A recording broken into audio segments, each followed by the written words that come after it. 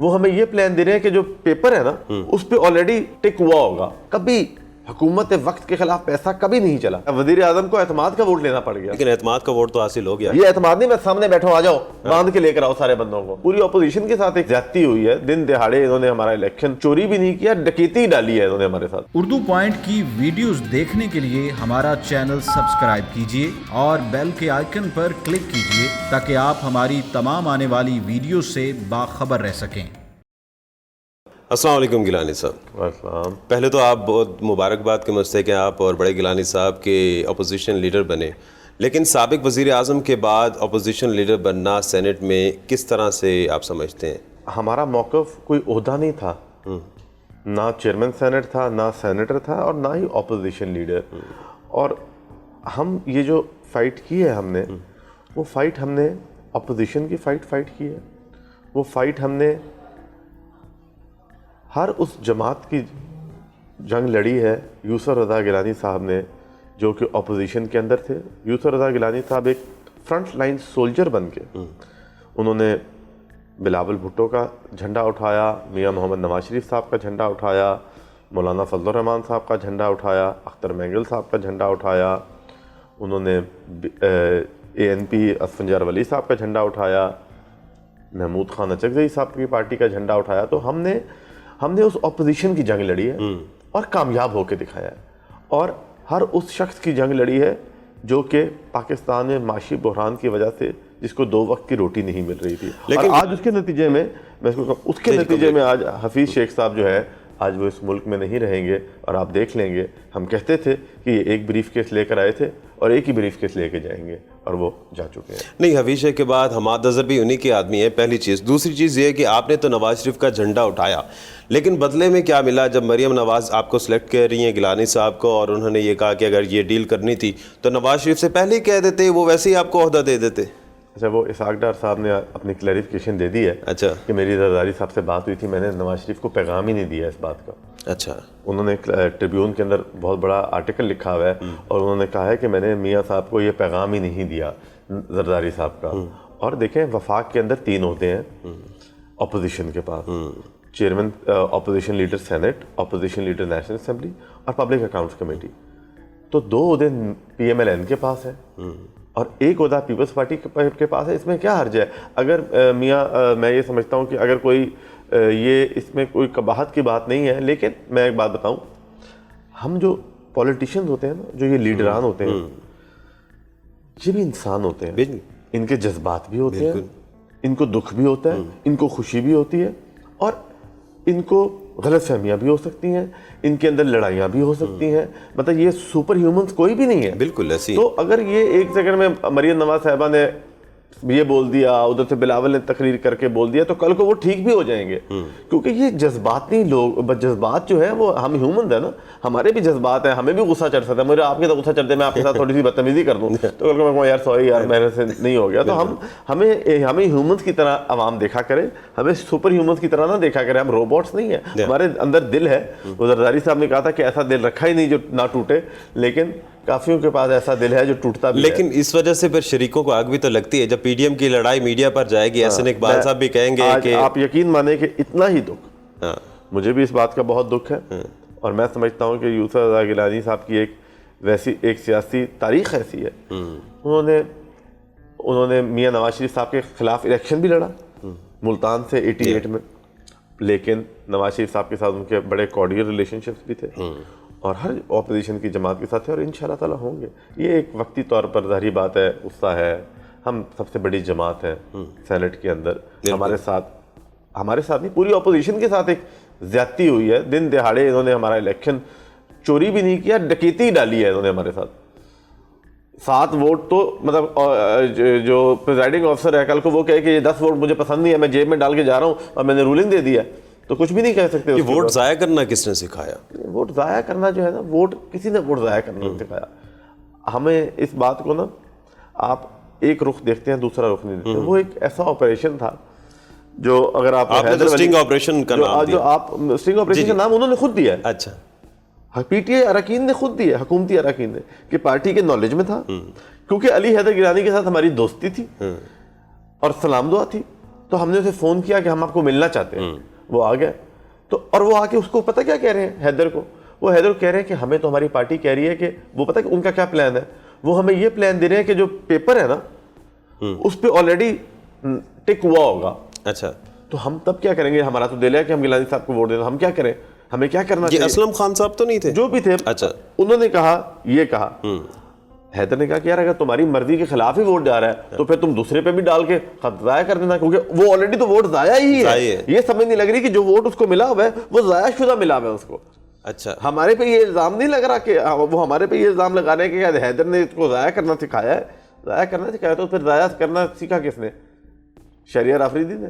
تو اس کا مطلب پہلے سے ٹک ہوا ہوا تھا وہ. انہوں نے ایک ایگزامپل کوٹ کی کہ اگر ایسا ہو, اگر حکومت دھاندلی کرنا چاہے, ان کا دھاندلی کا منصوبہ یہ ہے کہ ہمیں اگر بیلٹ پیپر آلریڈی اس طرح کا ملے تو پھر کیا ہو, تب یہ بات ہوئی تھی.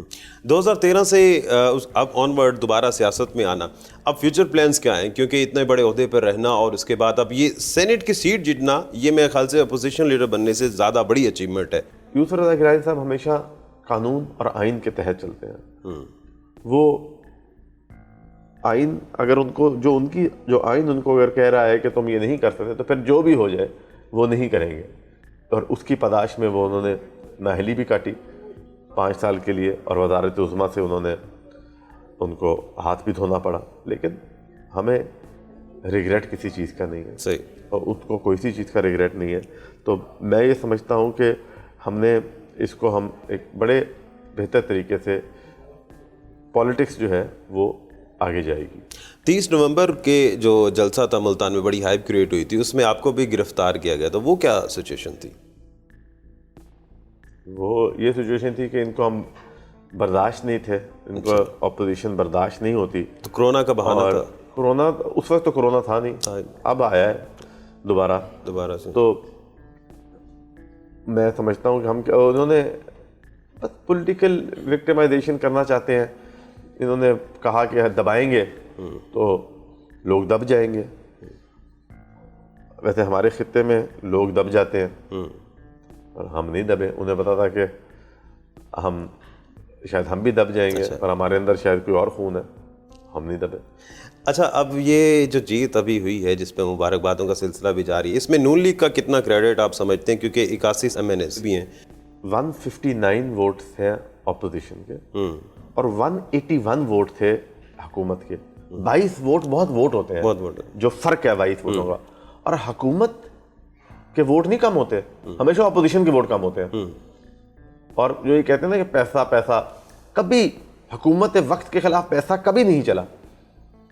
پروونشل اسمبلیوں میں یہ چھوٹی موٹی چیزیں ہو جاتی ہیں, نیشنل لیول پر کبھی پیسہ نہیں چلا. وہ تو انہوں نے جان کے, عمران خان نے بدنام کرنے کے لیے اپنے 3-4 لوگوں کو بھیج کر وہ ایک ویڈیو چلا دی جس کے اندر نہ کوئی لین ہے نہ کوئی دین ہے, نہ لینا نہ دینا, کوئی ٹرانزیکشن ہے, کچھ بھی نہیں ہے.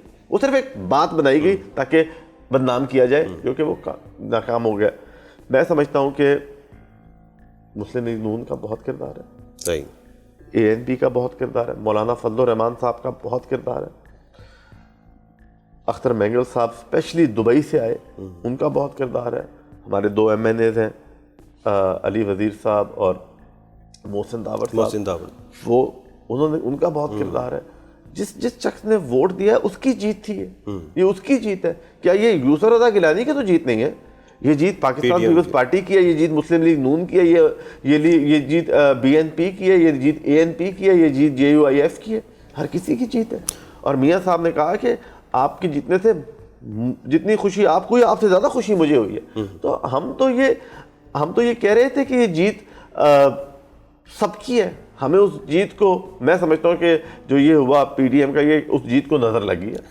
انشاءاللہ تعالی ہمیں کوئی صدقہ دینا چاہیے تھا. تو صدقہ اتاریں اور ساتھ استعفے والی بات پہ PDM کو بنانے لگے ہیں کچھ. دیکھیں ہر کسی کے نا ایک اپنا, میں یہاں پر تو دیکھیں PDM تو بہت بڑی لیڈران کی میٹنگ ہوتی ہیں, ہم تو بڑا اپنے سے ورکر ہیں اور کارکن ہیں. میں یہ سمجھتا ہوں کہ ہمیں استعفے نہیں دینے چاہیے.